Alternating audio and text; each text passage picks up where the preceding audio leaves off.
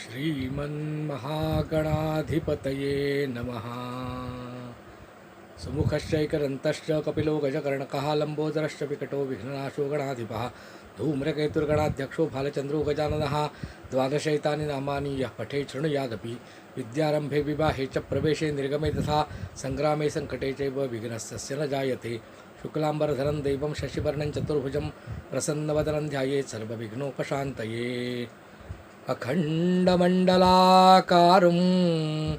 व्याप्तं येन चराचरं तत्पदं दर्शितं येन तस्मै श्रीगुरवे नमः। तस्मै श्रीगुरवे नमः। नमश्चण्डिकायै जगदम्ब उदयोस्तु उदयोस्तु उदयोस्तु। ॐ ज्ञानिनामपि चेतांसि देवी भगवती सा बलादाकृष्यमोहाय महामाया प्रयच्छति। दुर्गे स्मृता हरसि भीतिमशेषजन्तोः स्वस्यै स्मृता मतिमतीव शुभान् ददासि। दारिद्र्यदुःखभयहारिणि कात्पदन्या सर्वोपकारकरणाय सदार्द्रचित्ता। सर्वमङ्गलमाङ्गल्ये शिवे सर्वार्थसाधिके शरण्ये त्र्यम्बके गौरी नारायणि नमोऽस्तुते। शरणागतदीनार्थ परित्राणपरायणे सर्वस्यार्ति हरे देवी नारायणि नमोऽस्तुते। सर्वस्वरूपे सर्वेशे सर्वशक्तिसमन्विते भयेभ्यस्त्राहिनो देवी दुर्गे देवी नमोऽस्तुते। रोगानशेषान् पहंसि दुष्टा रुष्टा तु कामान् सकलान् भीष्टान् त्वमाश्रितानान्न विपन्नराणान् त्वमाश्रितायाः श्रयतां प्रयान्ति। सर्वबाधा प्रशमनं त्रैलोक्यस्याखिलेश्वरी एवमेव त्वया कार्यमस्मद्वैरिविनाशनं। जगदम्ब उदयोस्तु उदयोस्तु उदयोस्तु।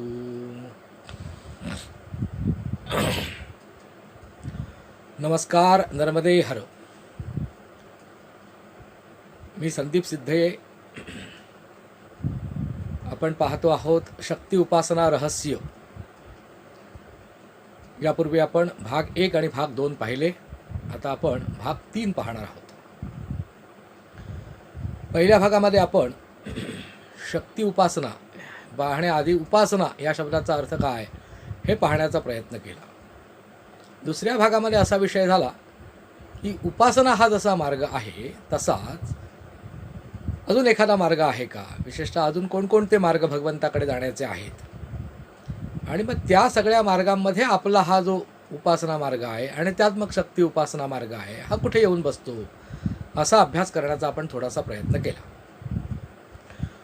बुद्धी खूप असेल किंवा बुद्धी ज्याला प्रमुख वाटते तो मनुष्य ज्ञानयोगाचा साधक होतो, बुद्धिप्रामाण्यवादी होतो, असं आपण बघितलं। गमतीचा भाग असा आहे की खूपशा लोकांना हे ऐकल्यानंतर असं वाटेल की आम्हाला उपासनेची काही आवश्यकता नाही, आम्ही बुद्धीच्या मार्गाने जाणारे किंवा ज्ञानाचे साधक आहोत, असं स्वतःचा समज लगेच करून घेण्याची शक्यता दाट आहे। आता ज्ञानमार्गाचा जो साधक आहे तो कसा असायला पाहिजे, तर तो त्या भगवंताचा किंवा परब्रह्माचा हे जग कोण चालवतं, कसं चालवतं याचा शोध घेण्याचा प्रयत्न करणारा पाहिजे। इकडतिकडच्या वस्तूंचा शोध घेणारा प्रयत्न करणारा असता कामा नये। बुद्धिमत्ता या शब्दाचा अर्थ कुठेही वापरायची बुद्धिमत्ता इथे अभिप्रेत नाही आहे। अशी बुद्धिमत्ता ज्याने मीचा किंवा त्याचा, तो जो कोणी आहे त्याचा किंवा माझा स्वतःचा असा शोध घेण्याचा जो प्रयत्न आहे तो ज्ञानयोग आहे। हो, नाहीतर आपल्याला वाटेल की मी प्रचंड बुद्धिमान माणूस आहे, मी अप्रतिम बुद्धिबळ खेळू शकतो, मी अनेक परीक्षांमध्ये खूप चांगले चांगले गुण मिळवलेले आहेत, अनेक विषयांचा अभ्यास मी केलेला आहे, त्यामुळे मी ज्ञानमार्गाचा साधक असं कोणी समजत असेल तर ते मनातनं काढून टाका। कारण मीचा शोध घेण्यासाठी जी अखंड तळमळ असायला पाहिजे किंवा परब्रह्म म्हणजे काय, हे जग कोण चालवतं, याचा शास्ता कोण, याचा शोध लावण्याची अखंड तळमळ असायला पाहिजे, तर तो ज्ञानयोगाचा साधक आहे। आणि त्यासाठी प्रचंड तर्कबुद्धी असायला पाहिजे, इतकी प्रचंड की काथ्याकूट करून करून त्या काथ्याकुटीच्या माध्यमातूनच माझा मी जो आहे, अहंकार जो आहे, तो संपवण्याची क्षमता पाहिजे, तरच त्या अहमला सोहम म्हणजे मीच ब्रह्म आहे असं ज्ञान प्राप्त होईल। तेव्हा बहुतांश लोक आजच्या पिढीमध्ये असे असतात, आम्ही ज्ञानमार्गाचे साधक आहोत असं अगदी टेंबामी राहतात। तर त्यांना सांगू इच्छितो की जितकं ऐकताना ते सोपं वाटतंय त्याच्या जवळपास 1% सुद्धा ते सोपं नाही। ज्ञानमार्ग हा अत्यंत बिकट आणि प्रचंड त्रासदायक आहे. पण जर चुकून ते ज्ञान झालं, चुकून हा शब्दप्रयोग मी वेगळ्या अर्थाने वापरतो आहे, ज्ञान प्राप्त होतं ते कधी चुकून वगैरे होत नाही, पण अशी एक कल्पना करूया एखाद्याला ज्ञान झालं तर तत्क्षणी तो जीवनमुक्त मात्र होतो. म्हणजे ज्ञान ही गोष्ट अशी आहे की जादूची कांडी आहे, जणू काही फिरली आणि जणू काय एखाद्याला लॉटरी लागावी किंवा एखाद्याला काहीतरी मोठंसं घबाड मिळावं, तसं जर ज्ञान प्राप्त झालं, मी कोण आहे याचा जर शोध लागला, तर तत्क्षणी जीवनमुक्त मनुष्य होतो. मोक्ष आणखीन वेगळा काही मिळवायची आवश्यकता नाही. तो मी ब्रह्मा आहे हा बोध एका क्षणात, सगळे अनेक जन्म पुढे होणारे मागे झालेले सगळे नष्ट पावतात आणि एका क्षणात आपल्याला मोक्ष नावाची प्रचिती देऊन टाकतात. तेव्हा ज्ञान झालं रे झालं की मोक्ष मिळतो. एका अर्थी ते तसा विचार केला तर खूप उच्च विषय आहे तो. त्यामुळे त्याला काही लोक प्राधान्य देतात, नाही असं नाही. ज्ञान झालं रे झालं की मला झालं, विषय संपला. बाकीचे जे मार्ग आहेत त्याच्यामध्ये अमुक एक गोष्ट, जरा योग यायला लागला म्हणजे सगळं झालं नाही. योगामध्ये समाधी प्राप्त व्हावी लागेल आणि ती सुद्धा निर्विकल्प प्राप्त व्हावी लागेल. मुद्दाम आपण योगमार्गाबद्दल सुद्धा थोडक्यात बघूया की त्याच्यामध्ये जे यम नियम आसन प्राणायाम असे जे 4 बाह्य अंग आहेत त्याच्यावरच सगळीकडे लक्ष केंद्रित केलं जातं. पुढचे जे प्रत्याहार, धारणा, ध्यान आणि समाधी हे अत्यंत जटिल प्रकरणं आहेत आणि त्यामुळे तीही तसा विचार केला तर कठीण आहेत. एवढंच सांगतो, त्याच्या आपण जास्त खोलात जाऊया नको. कर्ममार्ग 2-3 प्रकारचा आहे, आपण मागच्या वेळी बघितलं. एक लोकाभिमुख कर्म करणं, दुसरं म्हणजे शास्त्रांनी सांगितलेलं वर्णानुसार जे चातुर्वर्ण्य अवस्था म्हणजे व्यवस्थेनुसार कर्म करणं, आणि तिसरं ईश्वरार्पण कर्म करणं. अजूनसुद्धा बारीक बारीक खूप पैलू पडू शकतात. पण गंमत अशी आहे, कर्म करण्याची प्रवृत्ती जोपर्यंत आहे किंवा कर्म करण्याची जोपर्यंत आस आहे तोपर्यंत इच्छा आहेत, आणि इच्छा जोपर्यंत आहेत तोपर्यंत मोक्ष नाही. तृप्त व्हायला पाहिजे, पूर्ण बॉ झालो मी, पूर्ण काम, मला आता काही करायची इच्छा नाही, काही मिळवायचं नाही, सगळं मला प्राप्त व्हायचं ते झालेलं आहे, असा पूर्णविराम ज्याला व्हायला पाहिजे तो झाल्याशिवाय कर्मातून परिपूर्णता नाही. म्हणून कर्मयोग तितकासा सोपा नाही. त्याशिवाय त्याच्यातला जो मीमांसा पद्धतीचा कर्मयोग आहे त्याच्यात 16 ओळं अमुकच प्रकारे असं उठायचं, असं बसायचं, असं लघवीला जायचं, असं जेवायचं, हे जे सगळे विचित्र प्रकारचे नियम, हे विचित्र म्हणजे आजच्या काळाला आपल्याला ते विचित्र वाटतात, प्रत्यक्षात ते तसे नाही आहेत. अशा प्रकारचं म्हणून कठीण. मग हे 3 सोडले तर मुख्य कर्तव्य राहिलं काय, तर मन भगवंताकडे देणं. मन भगवंताकडे अर्पण करणं त्यातल्या त्यात जरा सोपं आहे. साप सोपं तर नक्कीच नाही. साप सोपं जर असतं तर मनुष्याणाम सहस्रेषु कश्चित् तती सिद्धये, म्हणजे हजारो लोकांमधून एखादाच माझ्याकडे येण्याचा प्रयत्न करतो आणि अशा हजारो लाखो लोकांमधून एखादाच प्रत्यक्ष माझ्यापर्यंत पोचतो, असं भगवंतानी गीतेमध्ये सांगितलंच नसतं. तेव्हा असे प्रयत्न करणारे झाली विरळा, आणि त्या प्रयत्न करण्यामध्ये यशस्वी होणारे सुद्धा विरळा, हे नक्की आहे. पण म्हणजे राजहंसाचं जरी दिमागदार चालणं असलं आणि त्याच्यासारखं चालणं जगात कोणाचं दुसरं नसलं तरी काय म्हणून इतरांनी चालूच नाही असं आहे का? ज्ञानेश्वरीमध्ये ही ओवी येते, या अर्थाची येते. मी मुद्दाम ही ओवी सांगत नाही, कारण काय, आपल्याला पांडित्य मिरवायचं नाही आहे, अर्थाशी महत्त्व आहे.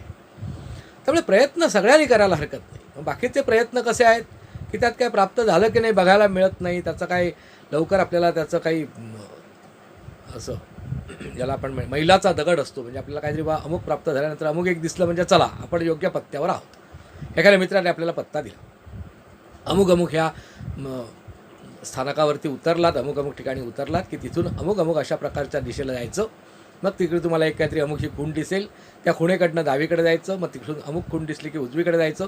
त्यातली एक एक खूण जसजशी आपल्याला दिसत जाते ना तसतसा आपल्याला आनंदाचा पारावार राहत नाही. आपल्याला असं वाटतं की ती छान, चला आपण अजून पुढे आलो, अजून पुढे आलो. तर बाकीच्या ह्या ज्या काही मार्गक्रमणा आहेत, कर्ममार्ग आहे, योगमार्ग आहे, त्याच्यानंतर ज्ञानमार्ग आहे, ह्याच्यामध्ये ह्या ज्या खुणा आहेत त्या अतिशय पुसट आहेत.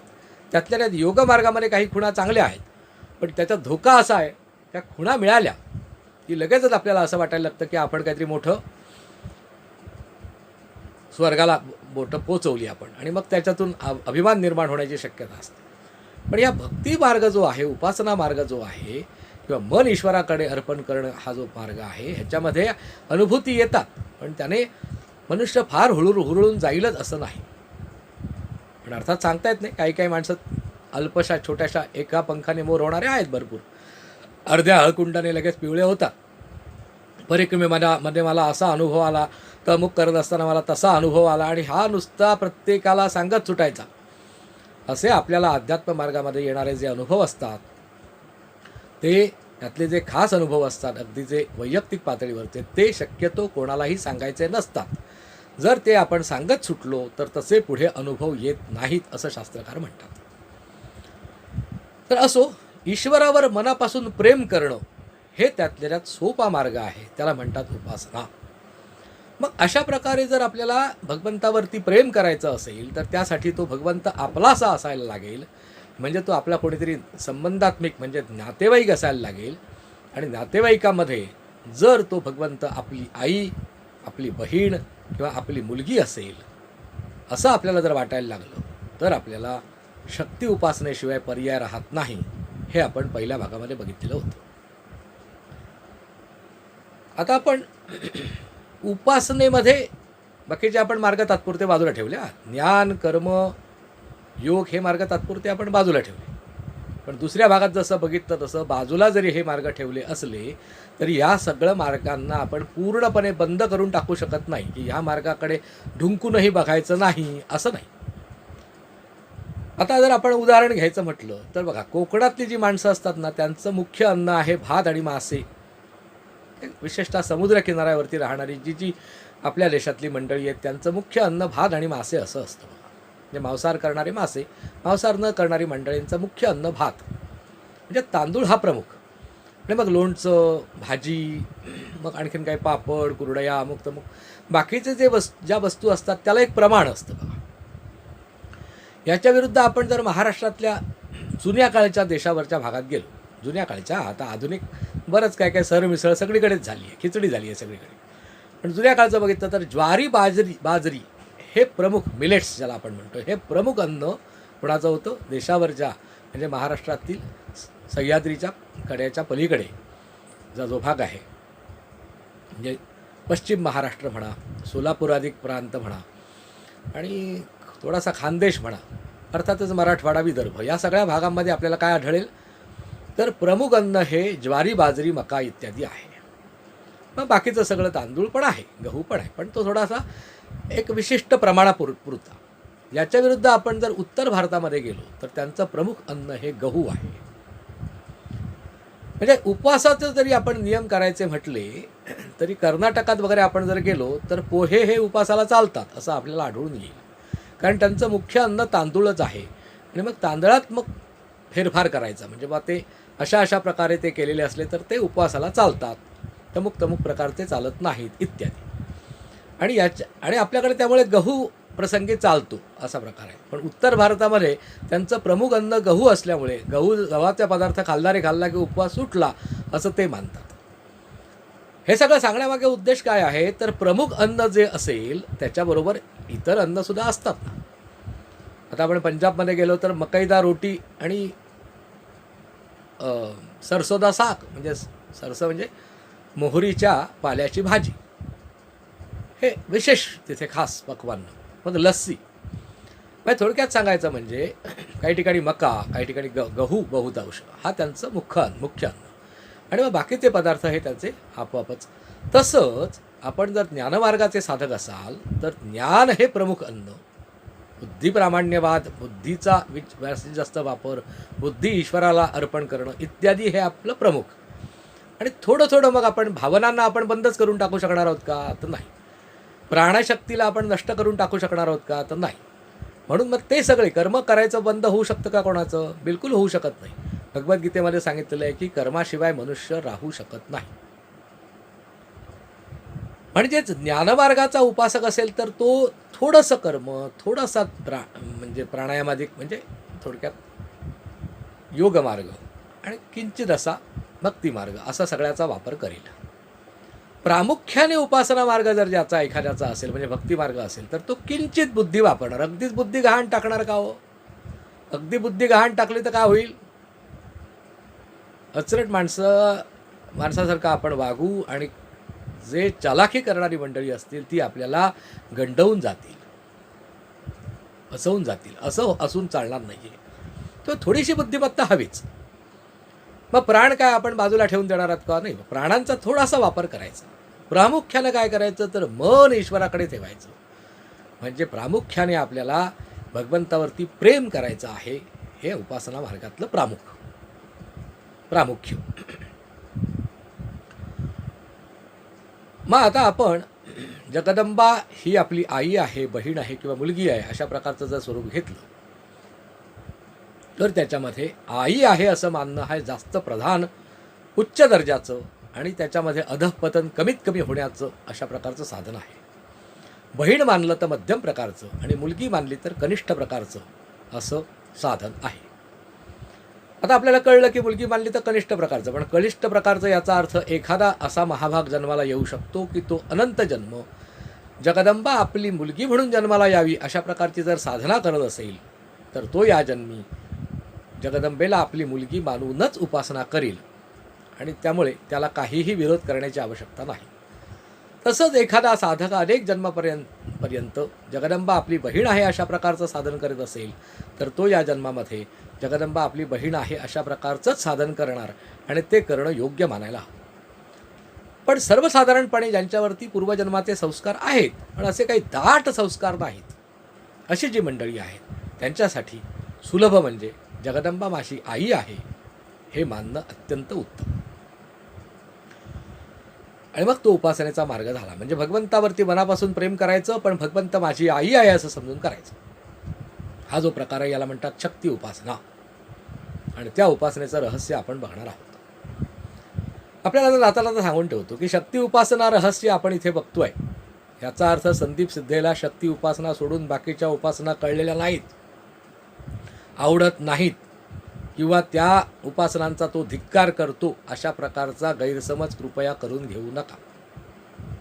ओ शबल ब्रह्म म्हणजे सगुण ब्रह्म त्याच एका निर्गुण ब्रह्माचं ब्रह्म आहे. त्याच निर्गुण ब्रह्माने असं ठरवलं की आपण एखाद्या भक्तासाठी स्त्री होऊन त्याला दर्शन द्यावं, एखाद्या भक्तासाठी राम होऊन दर्शन द्यावं, एखाद्या भक्तासाठी कृष्ण होऊन दर्शन द्यावं. तोच एक भगवंत ही नाना रूप धारण करणारा आहे हे ठाम मला माहिती आहे.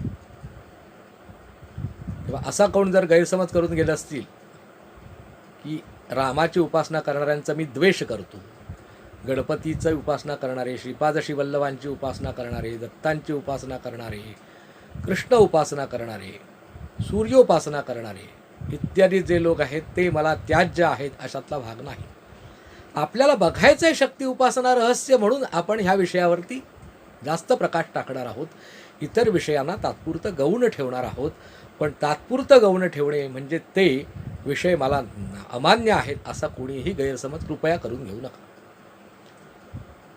असो, मग आपण ह्या शक्ती उपासनेचं महत्त्व काय आणि ही शक्ती उपासना आधी पूर्वी कोणी केली होती, जसे सत्यनारायणाच्या कथेत हा प्रकार येतो की हे या व्रताचं स्वरूप काय, हे व्रत आधी कोणी केलं होतं वगैरे वगैरे आम्हाला सांगा. तर आपण जर संतांचे अभंग बघितले तर आपल्याला कित्येक वेळा असं आढळेल, तू माझी माऊली मी हो तुझा तान्हा, पाजी प्रेम पान्हा पांडुरंगे असं तुकाराम महाराज म्हणतात किंवा अन्य कोणी संत म्हणतात. आणि ज्ञानोबा माऊली तर बाप रखुमादेवीवरू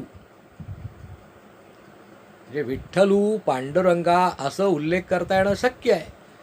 रखुमादेवीचा उल्लेख हा करायलाच हवा का हो असा आपल्याला प्रश्न पडेल.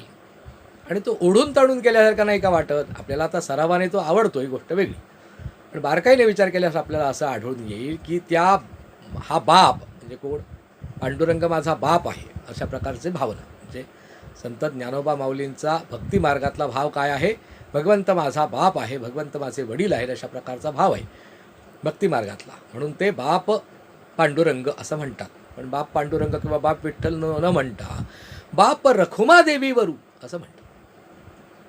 म्हणजे काय तर रुक्मिणीचा नवरा जो, रुक्मिणीचा पती जो, तो बाप असं वर्णन करताना मायबाप म्हणजे आई आणि वडील दोघांचीही तिथे सांगड घेतलेली आहे. म्हणजे आई त्यातली त्याज्य मानलेली नाही किंवा ती बाजूला सारलेली नाही. एकट्या रामाची उपासना करणं आणि सीतारामांची उपासना करणं, एकट्या कृष्णाची उपासना करणं आणि राधाकृष्ण किंवा रुक्मिणी कृष्णाची उपासना करणं, एकट्या गणपतीची उपासना करणं आणि रिद्धिसिद्धीसहित गणपतीची उपासना करणं, एकट्या दत्त महाराजांची उपासना करणं आणि त्याच्याबरोबर त्यांची ती शक्तिशाली झोळी काखोटीला असलेली उपासना करणं, दत्त महाराजांच्या काकेला असलेली झोळी ही त्यांची शक्ती आहे. ब्रह्मचारी असलेल्या हनुमंताच्या शेपटीमध्ये त्याची शक्ती आहे. किंवा शक्ती नाही असं जगात कुठलंही दैवत नाही, सगळीकडे शक्ती आहे. किंबहुना स्वामी विवेकानंदांनी एका ठिकाणी असं म्हटलं आहे की आता ह्या कलियुगामध्ये आपल्याला शक्ती उपासना करायला पाहिजे. याचा अर्थ देवी उपासना असं त्यांना नाही म्हणायचं होतं. त्याच्यामध्ये केवळ देवी उपासना नाही, तर ते म्हणतात उदाहरणार्थ काली, हनुमान इत्यादी. म्हणजे काली मातेची उपासना आणि हनुमंताची उपासना यांना ते शक्ती उपासना असं म्हणतायत. कोण? स्वामी विवेकानंद. आणि ही आता कलियुगामध्ये करायला पाहिजे असं म्हणतात. का म्हणतात याचा शोध आपण घेण्याचा प्रयत्न या प्रवचन मालिकेच्या माध्यमातून करणार आहोतच अप्रत्यक्षरित्या. आणि जर विसरलो तर मला आठवण करा, 4-5व्या भागात नक्की याच्याबद्दल येईल. कदाचित याही भागात चुकून बोलता बोलता उल्लेख होऊन जाईल. हनुमंताची उपासना सुद्धा याच्यात स्वामीजी शक्ती उपासना असं म्हणतात. आणि अर्थात काली उपासना शक्ती उपासना म्हणतात. सरस्वती उपासना, लक्ष्मी उपासना वगैरे असे शब्दप्रयोग वापरत नाही. का वगैरे हा सगळा चर्चेचा विषय आहे आणि तो राहणार आहे पुढे. हनुमंताच्या शेपटीत शक्ती असते, दत्त महाराजांच्या झोळीमध्ये ती त्यांची शक्ती वास करते. आणि त्याच्याशिवाय काही लोक अनघा नावाचं लक्ष्मीचं एक रूप हे दत्त महाराजांच्या बरोबर असतं असं गृहीत धरून अनघा लक्ष्मीचं, अनघा दत्तात्रेयांचं पूजन इत्यादी करतात. म्हणजे जे ब्रह्मचारी किंवा संन्यासी म्हणून मानले गेलेले आहेत देवता, त्याही देवतांबरोबर त्यांचं जे शक्ती स्वरूप आहे, त्याच्यामधलं जे ताकद आहे, ती एक प्रकारची स्त्रीलिंगी मानायची आणि ती त्यांच्यामध्ये आहेच आहे असा त्याचा भावार्थ. आता आपण ह्या उपासनेमध्ये हे असं जे स्वामीजींनी म्हटलंय त्याचे जे काही पैलू आहेत त्यातले काही पैलू आपण बघण्याचा प्रयत्न करूया. पहिला मुद्दा असा आहे की आपण समजा तात्पुरतं असं गृहीत धरूया की वैष्णव उपासना आपल्याकडे अत्यंत जास्त प्रमाणावरती आहे. त्याच्या खालोखाल शैव आहे, त्याच्या खालोखाल गाणपत्य आहे, सौर आहे. शक्ती उपासना नक्कीच कुठेतरी मध्ये आहे, पण तात्पुरतं त्याला बाजूला ठेवूया आणि आपण ह्यांचा विचार करूया की वैष्णव उपासना आपल्याकडे प्रचंड आहे. असे तू हिमाचल आपण संपूर्ण देशामध्ये जर बघितलं तर भगवान महाविष्णूंची म्हणजे कृष्ण स्वरूपात, राम स्वरूपात, नृसिंह स्वरूपात, परशुराम स्वरूपात अशा प्रकारची उपासना करणारी मंडळी प्रचंड प्रमाणावर आहे. मग ते करतात ती उपासना नाही का? ते करतात ती नक्की उपासनाच. ते काय? आम्ही करतो ती उपासना. त्या वैष्णवामध्ये माझा सुद्धा क्रमांक लागतो असं कोणी गृहीत धरू नये की मी वैष्णव नाहीच आहे मनातून असं. तर मग त्या वैष्णवांच्या उपासनेचे सिद्धांत जे दिलेले आहेत ते सगळे आपण आता बघणार नाहीत, कारण आपल्याला शक्ती उपासना बघायची आहे. शेवटी प्रामुख्याने काय सांगितलंय तर नामस्मरणाला अत्यंत महत्त्व, म्हणजे किती असामान्य महत्त्व आहे. कशाला? ते नामस्मरणाला. म्हणजे भगवान विष्णूंचं जे काही स्वरूप असेल, राम असेल, कृष्ण असेल, परशुराम असेल, दत्तात्रेय, हे सुद्धा एक प्रकारचं विष्णूचं स्वरूप. काही लोक शिवांचं मानतात, ते शैव संप्रदाय. तर या स्वरूपावरती मनापासून प्रेम करणं ही झाली वैष्णव उपासना. त्याचं प्रमुख अंग आहे नामस्मरण. जाता येता, उठता बसता, कार्य करिता इत्यादी इत्यादी प्रकाराने जास्तीत जास्त नामस्मरण करत राहणे हा कलियुगामधला श्रेष्ठ अशा प्रकारचा मार्ग सांगितलेला आहे आणि तो सर्वमान्य आहे. पण असे जे मार्ग असतात ना, त्यांना काही पथ्य पण सांगितलेली असतात. कोणत्याही प्रकारचा रोग जर, हा तर भवरोग आहे, आपल्याला मोक्षप्राप्ती करायची आहे म्हणजे काय, भवरोग आपल्याला जडलेला आहे. म्हणजे पुन्हा जन्म घेणे, पुन्हा मरणे, आणि त्यातसुद्धा काय सत्य आणि काय असत्य याची पारख न होता आपण असत्याला सत्य मानतो आणि आपण त्याच्यामध्ये दुःख भोगतो आणि वेगवेगळ्या प्रकारचे त्रास भोगतो. हा जो प्रकार आहे हा थांबवण्याचा प्रयत्न करणे म्हणजे मोक्ष मिळवण्याचा प्रयत्न करणे. तर अशा मोक्षाची एक प्रकारचं भवसागर नावाच्या भवरोग नावाच्या रोगातून बाहेर पडण्यासाठी नामस्मरणाचं साधन आहे. त्याच्याबरोबर काही एक दोन त्याच्याबरोबर ती पथ्यसुद्धा आहेत किंवा त्याला उपमार्ग पण आहेत. म्हणजे मुख्य मार्ग काय? नामस्मरण. दुसरं काय? तर जे जे भेटेल भूत ते ते मानिजे भगवंत. भागवत संप्रदाय म्हणजे वैष्णवांचाच तो प्रकार. म्हणायचा कोणाला भागवत म्हणायचं, कोणाला रामानुज म्हणायचं, सगळं शेवटी सर्वम कलविदम ब्रह्म. सगळीकडे त्या एकाच ब्रह्माला जाऊन हे सगळं मिळतं आणि सगळीकडे तो एक ब्रह्मच भरलेला आहे. असं जरी असलं तरी त्यांचं असं म्हणणं आहे की जे जे भेटेल ते ते जे जे भेटेल भूत ते ते मानिजे भगवंत. म्हणजे सगळ्या चराचरामध्ये आणि मुख्य म्हणजे दुष्ट असू, सुष्ट असू, खल असू, खट असू, नट असू, खटदट यावे शुद्ध होऊनी जावे, दवंडी पिटी भावे चोखा मेळा, असं वर्णन केलेलं आहे. म्हणजे चांगला वाईट बघायला काय बघायचं नाही. माणूस आहे ना, जीव आहे ना, मग त्याच्यामध्ये भगवान विष्णूंचा वास आहे असं म्हणायचं. आणि काय करायचं? जे जे भेटेल भूत ते ते मानिजे भगवंत. म्हणजे चराचरामध्ये आणि व्यक्तिव्यक्तीमध्ये आपलं इष्टदेवता आहे असं बघायला शिकायचं. म्हणजे कोणाचा द्वेष करायचा नाही, राग करायचा नाही, इत्यादी इत्यादी. आपले बापजी महाराज म्हणजे नारेश्वरचे परमपूज्य रंगावधूत महाराज यांनी एक वेगळं प्रकारचं वचन, हेच वचन वेगळ्या पद्धतीने मांडलं. परस्पर देवो भव. म्हणजे हे भक्तांनो, तुम्ही एकमेकांसाठी देव आहात जणू काही. त्या पहिल्या भक्ताने दुसऱ्या भक्ताला देवस्वरूप मानायचं. याचाच अर्थ काय? माऊली असं म्हणून ज्ञानोबांच्या पालखीतील मंडळी एकमेकाला नमस्कार करतात. अगदी चरणावरती लोटांगण घेऊन नमस्कार करतात, चरणाला स्पर्श करून नमस्कार करतात. त्याचा अर्थ काय आहे? जे जे भेटेल भूत ते ते मानिजे भगवंत. विष्णुमय जग वैष्णवांचा धर्म. सगळं हे जे काही जग आहे ते भगवान विष्णू स्वरूपच आहे, अशा प्रकारचं स्वरूप मानायचं. हा वैष्णव उपासनेमधला दुसरा विषय. आणि तिसरा अत्यंत महत्त्वाचा विषय म्हणजे परस्त्रीला माते समान मानणे. ज्ञानमार्गाची उपासना असो, कर्ममार्गाची मार्ग असो की योग मार्ग असू दे, आपल्याला हे वाक्य आणि अर्थातच भक्ती मार्ग असू दे, हे वाक्य कायम लक्षात ठेवायचं आहे की परस्त्रीला माते समान मानता आलं म्हणजे हे पथ्य पाळता आलं तरच आपण भवरोगातून मुक्त होणार आहोत. जर परस्त्रीला माते समान मानण्यात आपण यशस्वी झालो नाही तर कितीही पराक्रम आपण बाकीच्या गोष्टीमधून गाजवलेला असू दे, आपल्याला यश मिळणार नाही किंवा आपण यशाच्या सर्वोच्च शिखरापर्यंत पोचणार नाही, असा त्याचा स्पष्ट अर्थ आहे. अर्थात काही लोक असं म्हणतील की आधीचे जे दोन आहेत, जे जे भेटेल भूत ते ते मानिजे भगवंत आणि नामस्मरण आणि जीवावरती दया करणं, म्हणजे अत्यंत दयेने वागवायचं, म्हणजे प्रेमाने वागवायचं सर्वांना, हा जो प्रकार आहे, असं केल्यामुळे काय होतं? असं केल्यामुळे ती परस्त्री माते समान आपोआपच वाटते. म्हणजे उत्तम प्रकारे औषध जर घेतलं तर पथ्य वेगळं करण्याची आवश्यकता नाही, असं काही लोकांचा सिद्धांत आहे. पण हा सिद्धांत जरी तात्पुरता खरा आहे असं मानलं तरी इतका दृढ विश्वास पहिल्या दोनांवरती जर निर्माण झाला तर आणि तरच ते तिसरं शक्य आहे आपोआप. नाहीतर आपल्याला काय आहे? परस्त्री माते समान हे स्वतःच्या मनावरती पूर्णपणे बिंबवावं लागेल. आता हा वैष्णव पंथ किंवा हा जो वैष्णव उपासनेचा जो मार्ग आहे, आपण शैव, गाणपत्य, सौर इत्यादी जे बाकीचे मार्ग आहेत ते तात्पुरते त्याला बाजूला ठेवलेत. खरं म्हणजे ते सुद्धा त्यांचं स्वरूपसुद्धा कमी अधिक प्रमाणावर असंच आहे, काही फार वेगळा आहे अशातला भाग नाही. तिथेही नामस्मरणाला महत्त्व आहे. कारण काय, कलियुगात नारदीय भक्ती म्हणजे आपण जे इष्टदैवत निवडलेलं आहे त्याचं नामगुण संकीर्तन करणे हे तर क्रमप्राप्त आहे किंवा प्रमुख अंग आहे असं म्हटलं तरी चूक नाही. तात्पुरतं आपण वैष्णव काय एक शीतावर्ण भाताची परीक्षा, कमी अधिक प्रमाणावर बाकीचे सुद्धा तसेच आहेत. म्हणून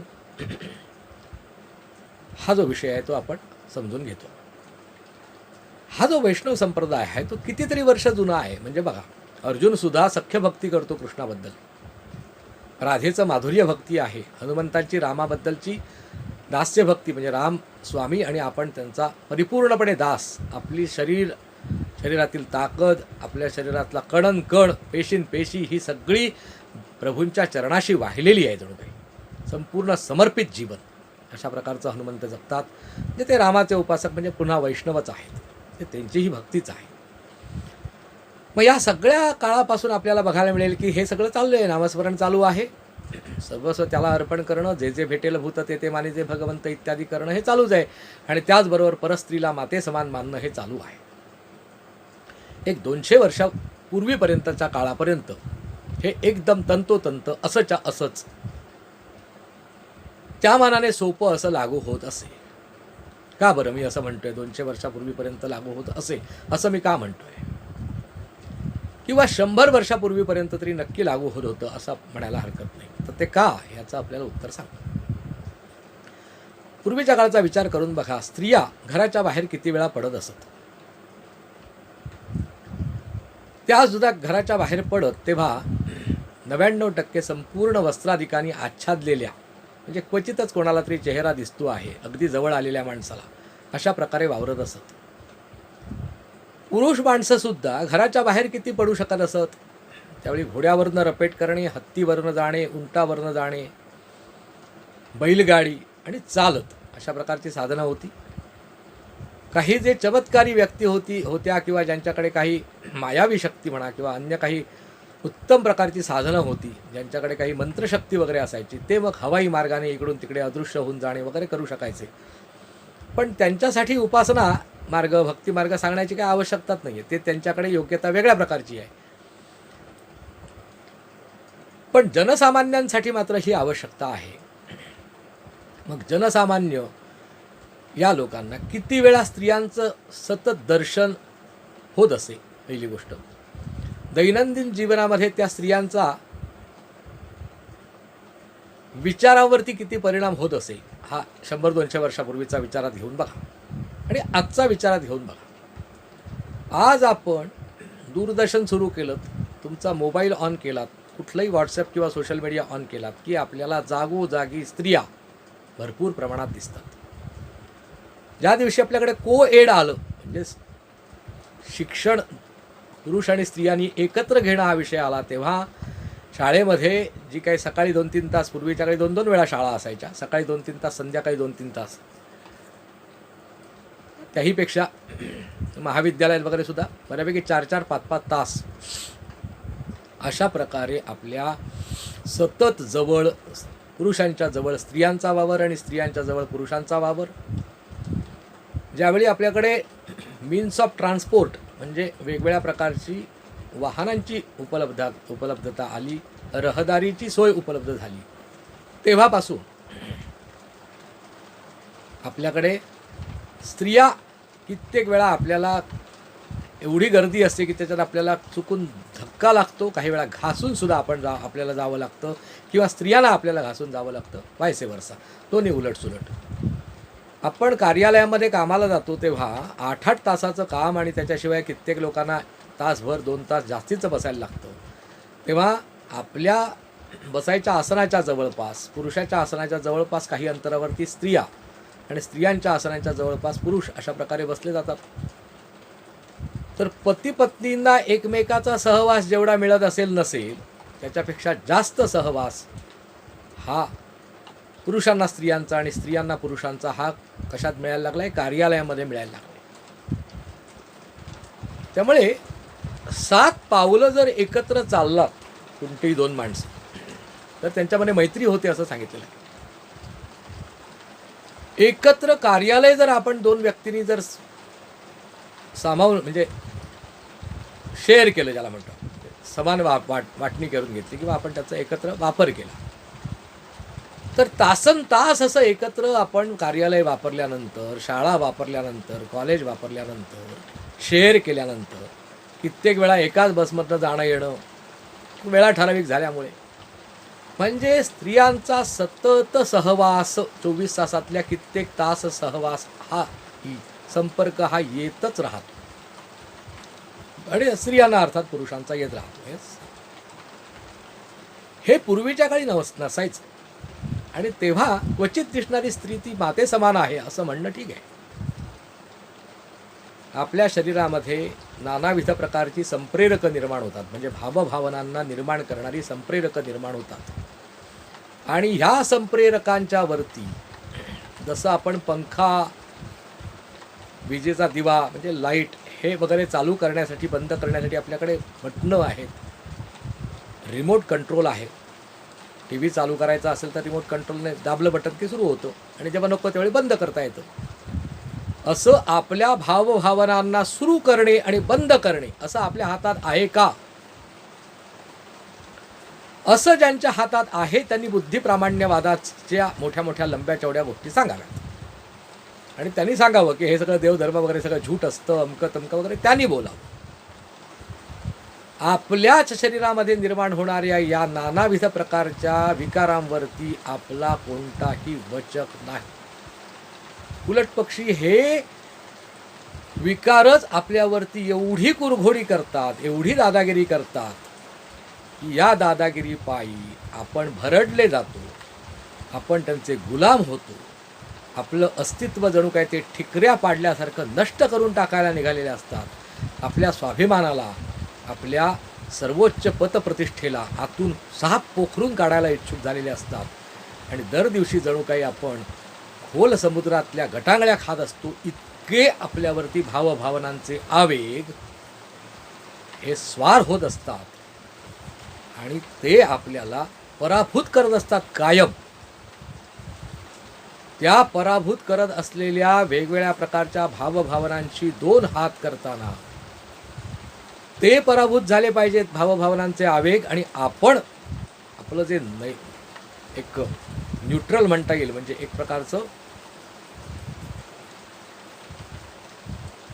मध्यम अशा प्रकारचं किंवा ज्याला आपण काय म्हणू उदासीन अशा प्रकारचं हे राहणं आपल्याला जमलं पाहिजे. पण तसं आपल्याला ते जमत नाही. अगदी स्वच्छ शब्दात सांगायचं म्हणजे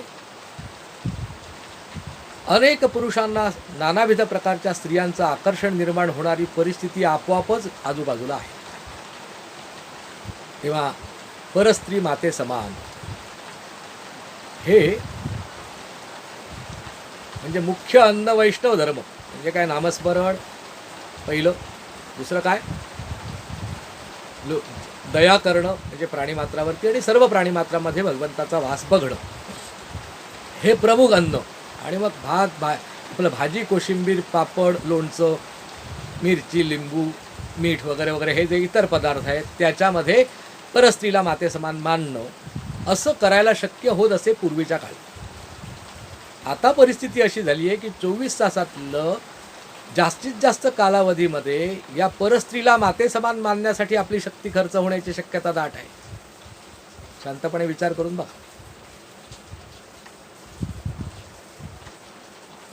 आपण रस्त्याने सहज जात असताना आपल्याला भिन्नलिंगी व्यक्ती दिसल्यानंतर त्याच्याकडे मन आपलं आकर्षित झालं नाही असं छाती ठोकपणे किती लोक सांगू शकणार आहेत? माझ्यासह इतकं ते सोपं राहिलेलं नाही. कारण काय? तर त्याचा एवढा मारा आपल्यावरती होतोय. म्हणजे जे पथ्य म्हणून सांगितलेलं आहे ते पथ्य आपल्याला करताच येत नाही. पथ्य सांगितलेलं आहे ना की शक्यतो स्त्रियांच्या सहवासापासून दूर राहायला पाहिजे, तरच आपल्याला ती मातेसमान मानता येणं शक्य आहे. सतत जर ती सहवासात राहायला लागली तर तिच्याबद्दल आपल्याला आकर्षण वाटणं स्वाभाविक आहे.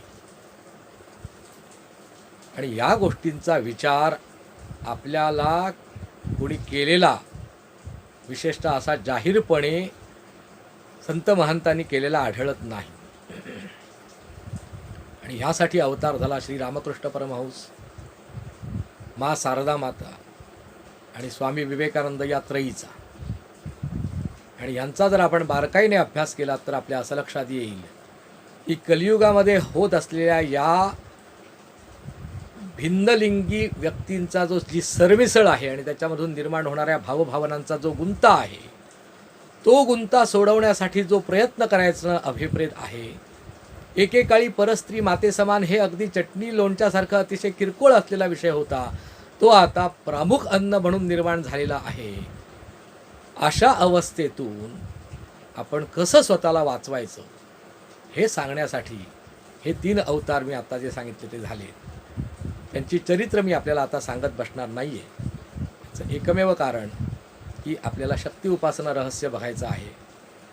आपल्याला कुठल्याही संतांची चरित्र बघायची नाही आहेत. आणि त्यामुळे सध्या मी जरा हे बाजूला ठेवतो.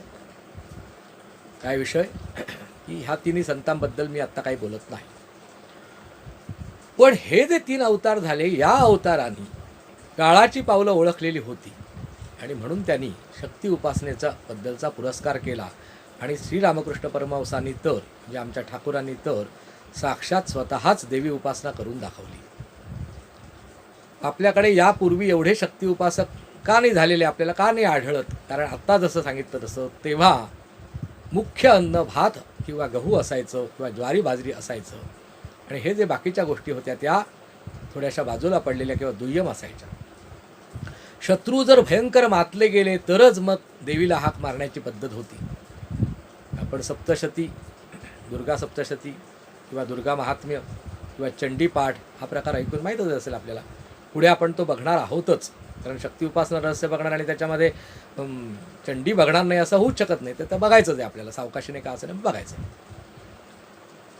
तर त्याच्यामध्ये आपल्याला असं आढळून येईल की महिषासूर नावाचा राक्षस झाला निर्माण आणि त्याचा नाश करता येणं शक्य होईना आणि म्हणून देवदेवतांनी आपल्या शक्ती एकत्र केल्या आणि मग त्याच्यातून दुर्गादेवीची उत्पत्ती झाली आणि तिने मग महिषासुराचा नाश केला इत्यादी.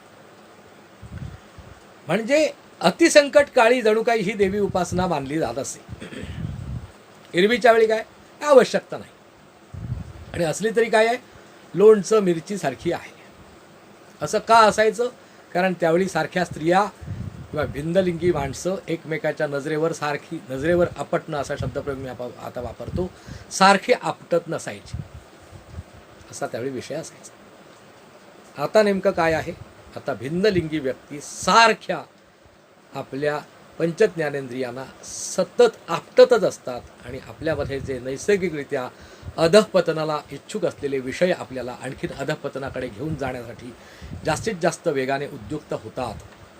आणि या परिस्थितीमध्ये परस्त्री माते समान हे दुय्यम नसून स्त्रिया सगळ्या माते समानच आहेत हे प्रामुख्याने आपल्याला जर बिंबवता आलं तरच ते तुमचं नामस्मरण आणि तरच जे जे भेटेल भूत ते माने जे भगवंत हे म्हणता येणं शक्य आहे. म्हणजे जणू तोच वैष्णव धर्म आहे. पण आता तो तिसऱ्या क्रमांकाचा जी प्रायोरिटी होती किंवा ज्याला प्राधान्य तिसरं होतं त्याचं प्राधान्य प्रमुख झालं आणि उरलेले 2 आहेत त्यांचं प्राधान्य हळूहळू कमी झालं. पण कमी झालं याचा अर्थ ते बंद झाले असं समजू नये कोणीही. ना शक्ती उपासनेत बंद झालेले, ना वैष्णव पंथामध्ये बंद झालेले, ना कोणत्याही उपासना मार्गामध्ये बंद झाले, ते आहेतच. म्हणजेच प्रामुख्याने आपल्याला सर्व स्त्रियांमध्ये जगदंबेचं रूप बघायला येणं अत्यंत गरजेचं आहे आणि ते तेव्हाच आपल्याला शक्य होईल जेव्हा आपली इष्टदेवताच स्त्रीलिंगी असेल. हे आहे आपल्या शक्ती उपासना रहस्याचं मूळ गांभीर्य. तेव्हा मगाशी सांगितलेली सगळी मीमांसा आपल्या डोळ्यासमोर आणा.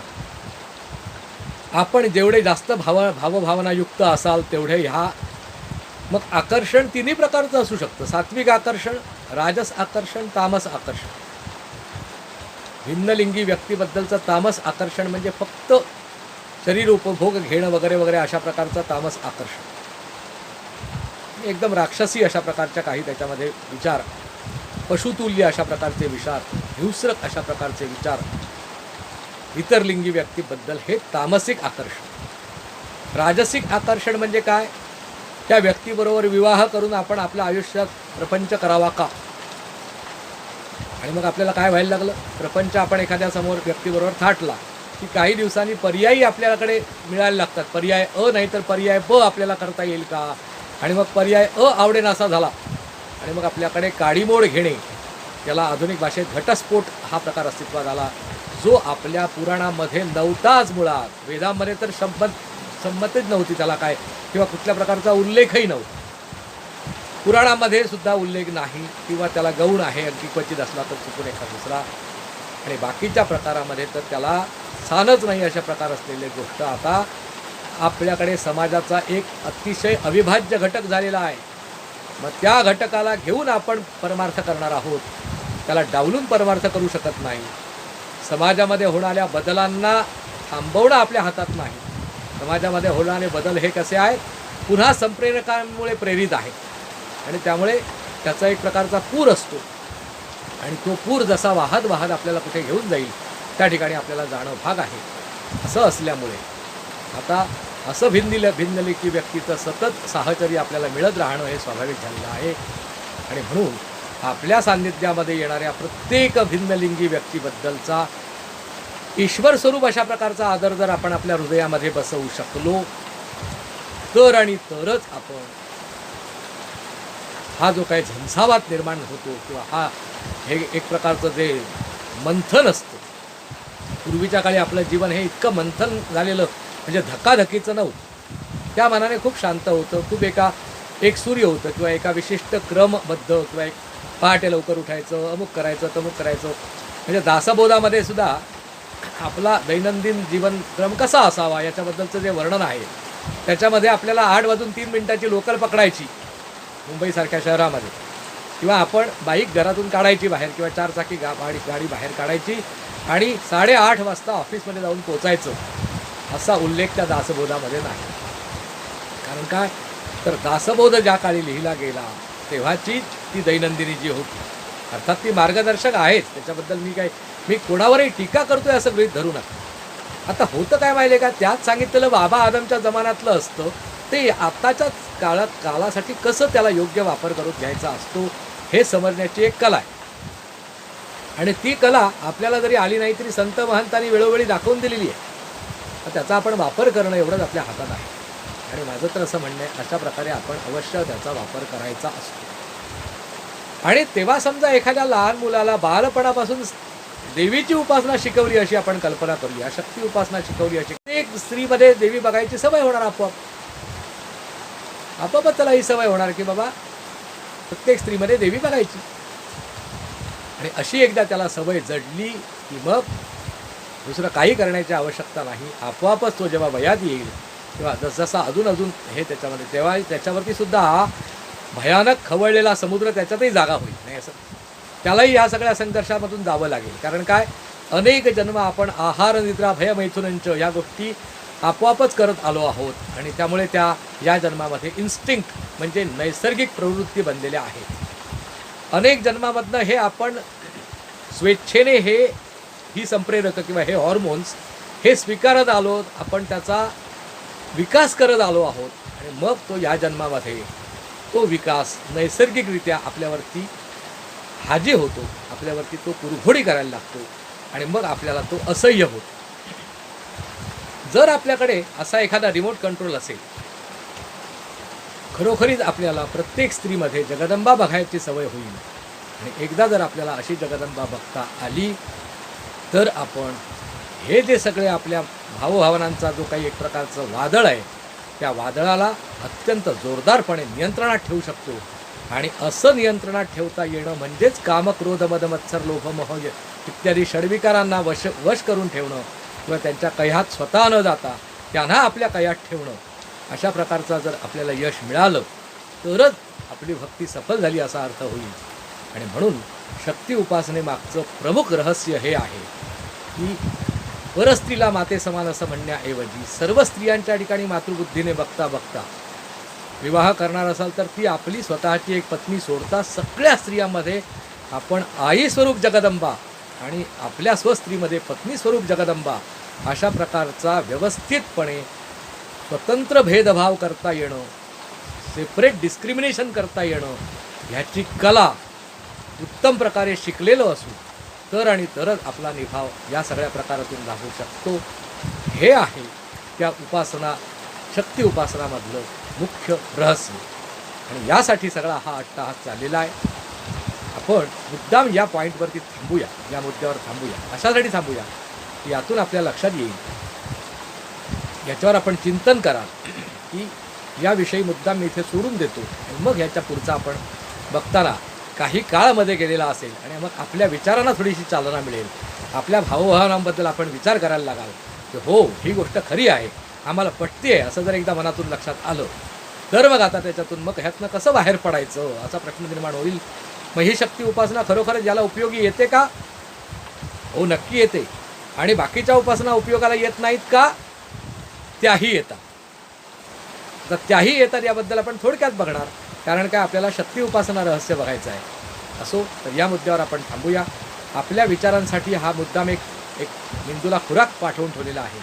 याच्यावरती आपण उत्तम प्रकारे विचार करा आणि नंतर आपण चौथ्या भागामध्ये रहस्य आणखीन उलगडत पुढे जाणार आहोत. सर्वांना नमस्कार, धन्यवाद. नर्मदे हर. मूकं करोति वाचालं पंगुं लंघयते गिरिं यत्कृपातमहं वन्दे परमानंद माधवम्. जननी शारदां देवीं रामकृष्णं जगद्गुरुं पादपद्मे तयो श्रित्वा प्रणमामि मुहुर्मुहुः. हरिः ओं तत्सत्. श्रीरामकृष्णार्पणमस्तु. जगदम्ब उदयोस्तु उदयोस्तु उदयोस्तु.